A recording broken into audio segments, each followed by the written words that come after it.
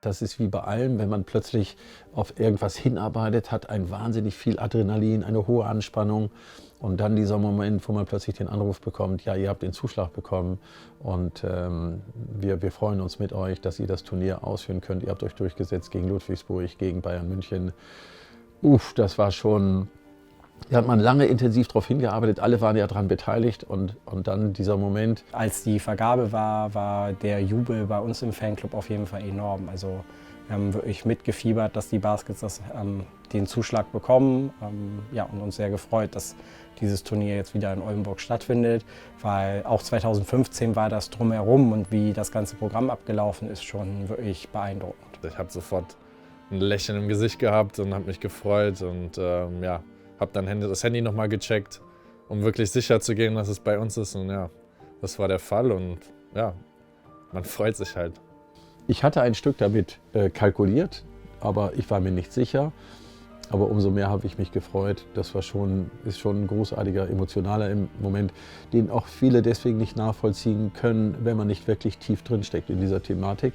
Und wenn man mit Herzblut und Leidenschaft, wie alle anderen in unserer Organisation auch, dabei ist und dafür wirklich gekämpft hat. Also wir haben gekämpft wie die Löwen, aber letztlich haben wir uns mit unserem Konzept, aber insbesondere mit unserem Willen, mit unserer Kreativität, mit unserer Kompetenz, haben wir uns durchgesetzt und darüber habe ich mich unglaublich gefreut. Also ich hatte tatsächlich nie die Chance, so weit in den Pokal zu kommen.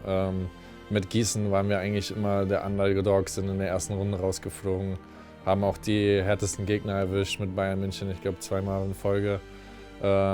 Umso mehr freue ich mich tatsächlich, jetzt im Final Four zu stehen und noch Heimcourt zu haben einfach. Es ist unglaublich und ich freue mich da mega drauf.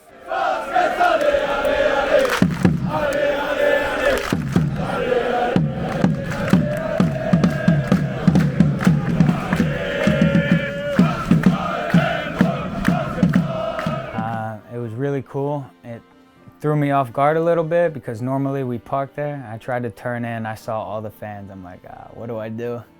So we went and parked far away and we could hear them cheering all the way from the other side of the parking lot. And as we walked up, just the energy, them singing and us walking through, I was ready to run through a wall, it just gave me so much energy and it felt so cool, so special that they were there for us already before we even arrived in the arena. So. Man, I won't ever forget that. That was such a cool experience. It's a whole different experience when you're hosting the cup and you got your own fans there. You could feel like the energy beyond just the games, like throughout the city. I don't know, it was just electric and it was very special. Ich glaube, so der richtige Moment, wo man gedacht hat, okay, es kann richtig geil werden, war bei der Situation vorm Fanmarsch, als immer mehr Leute zu unserem Treffpunkt gekommen sind und das trotz des Kackwetters. Also es hat ja in Strömen geregnet und es waren trotzdem fast 300 Leute da, die gemeinsam den Weg bestritten haben und dann die Situation vor der Halle. Also da merkte man einfach, dass sich eine ganz besondere Atmosphäre aufbaut und wir haben immer gedacht, dass wir die auf jeden Fall in die Halle übertragen können. Yeah, that was the very first time that I said, okay, you can feel Pokal vibes, a do-or-die game with the home court advantage, with one of the best fans in the league. Oh! Shot. Let's go, boys. Go, Max. Let's get it, man.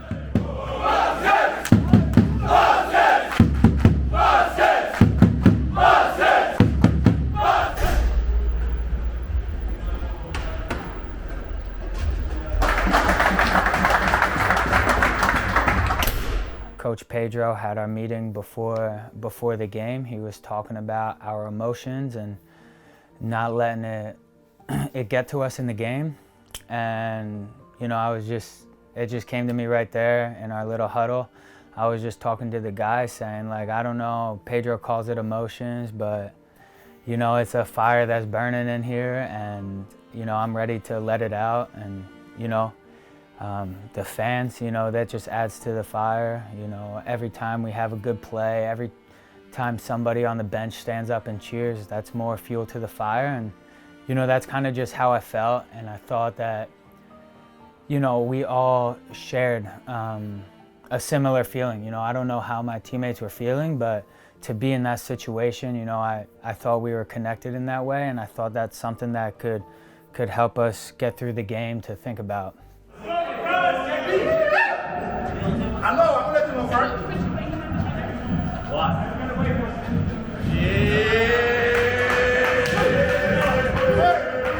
Let's go. Pedro calls it emotions, man. I got that fire in here, all right? It's burning, all right? And this fire don't go out, man. Yes, when we walked in the gym, those fans, fuel to the fire. Yep. When somebody makes a dunk, makes a three-pointer, fuel to the fire. Let's go, man. Every rebound, every offensive possession, every defensive possession, fuel to the fire. We're in there together, all right? Yes, this sir. fire don't go out, man. Yes, sir. We get out there, we do it, all right? It's gonna be a fight. Fight on three. 1, 2, 3, fight.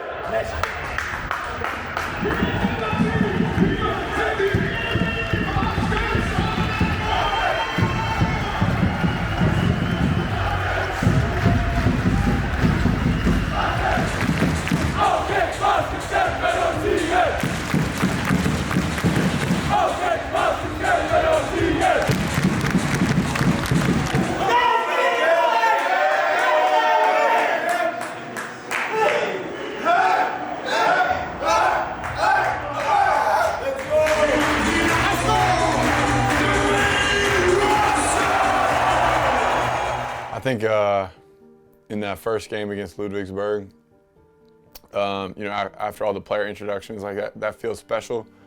With that moment when we were kind of like in the huddle right before the game started and all the lights are off, but you can like feel how like the anticipation and kind of like how everyone's like really just into it, man. And I think that was the first moment I was like, oh, this is really important.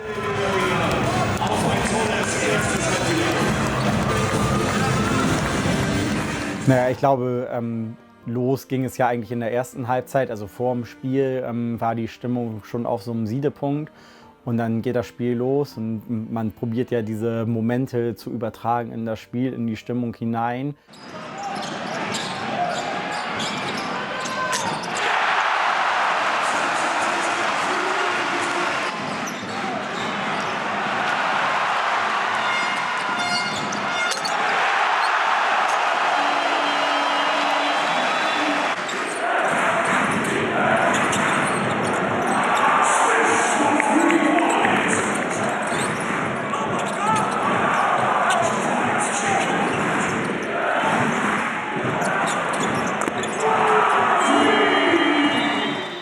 Und als wir dann so weit hinten lagen, ja, war bei allen irgendwie Kacke.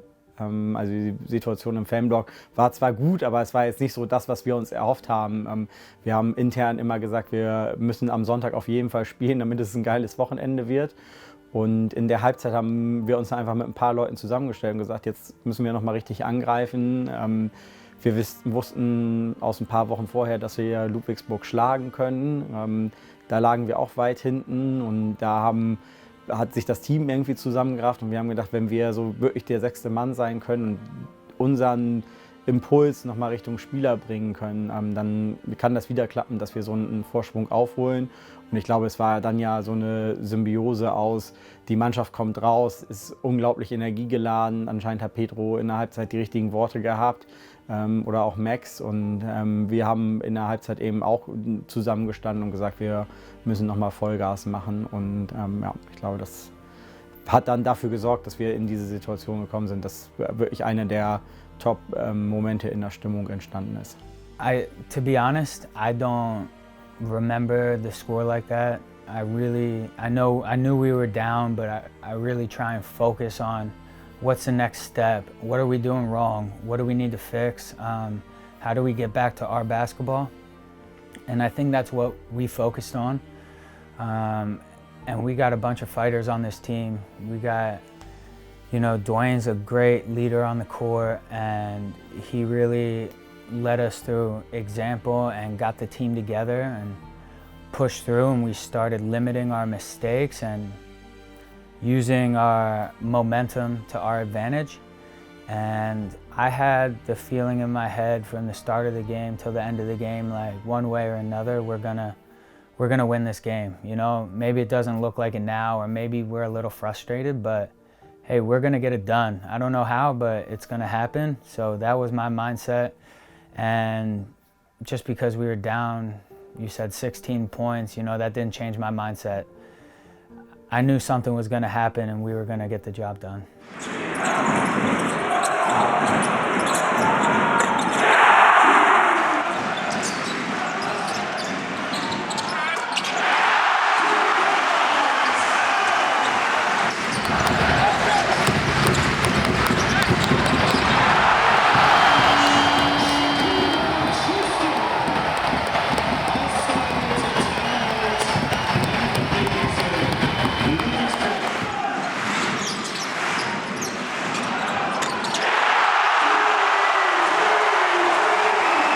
I mean, anytime you're making a comeback like that and the fans start going crazy, for us, it gives us so much energy. Like, normally when you'd be tired and you hear that roar from the crowd, you're just not tired anymore. And, you know, I've been in gyms where I'm the away team and a team starts coming back on us and their fans are going crazy, and that's just so much pressure on your shoulders. So I think that made it harder for Ludwigsburg.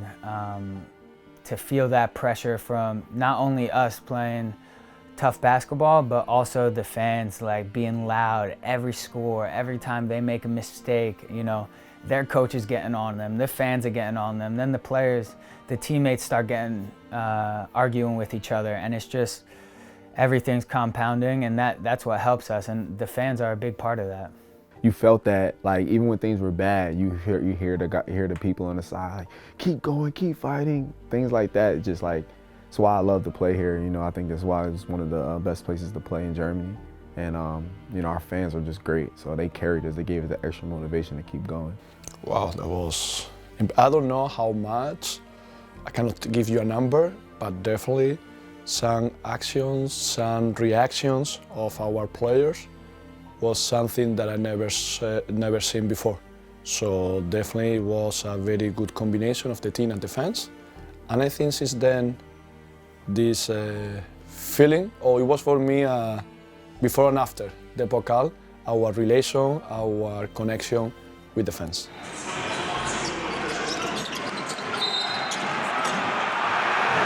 Und Drexel begeht sein 4. Foul in dieser Situation hier.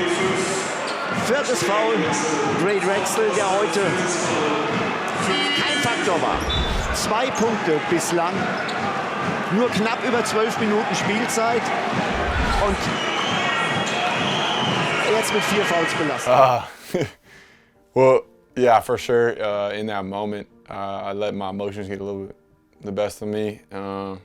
Just frustration, and like walking back to the bench, my body language wasn't good, and Coach Pedro was basically like telling me, like, you know, it's not about you, it's about the team, and it doesn't matter what happens with me as long as the team is doing well and doing the right thing. And that kind of was a good wake-up call for me entering the 4th. Like, you know, it doesn't matter how I'm doing personally if we get this win. So I kind of like switched my mindset, like just to do whatever I could to help the team win, and that's kind of what happened in the 4th.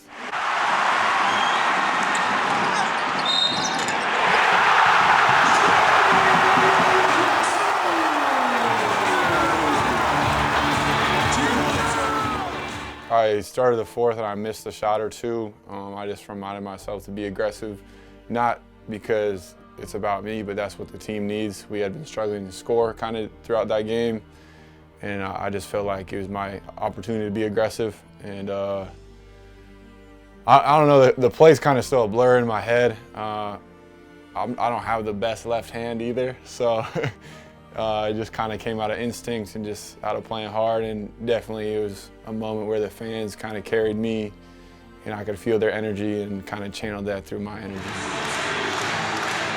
Und es ist natürlich auch diese Pedro Kayes-Mentalität, nie aufgeben, immer kämpfen, dran glauben, sich reinhängen.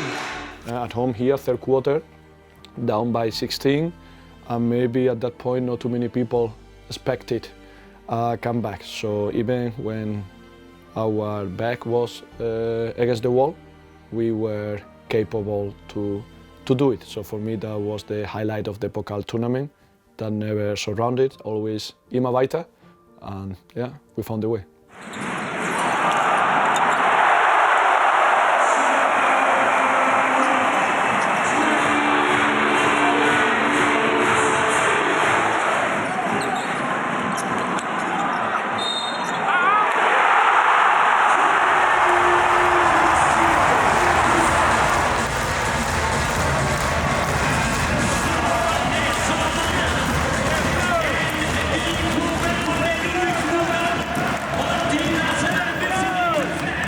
Yeah, I mean, it's always overwhelming. I mean, we got a lot of guys that want the team to win above themselves, and it's just contagious, you know? Like, if you have a moment where you're a little selfish or you're thinking about yourself, when the culture around the team is all about the team, very quickly you feel like kind of an outlier. Very quickly, everyone's like, bro, like, lock back in, like, it doesn't matter, let it go. And they're supporting you, yes, but it's more so they're pushing you to help the team and pushing you to realize what's really important in those moments.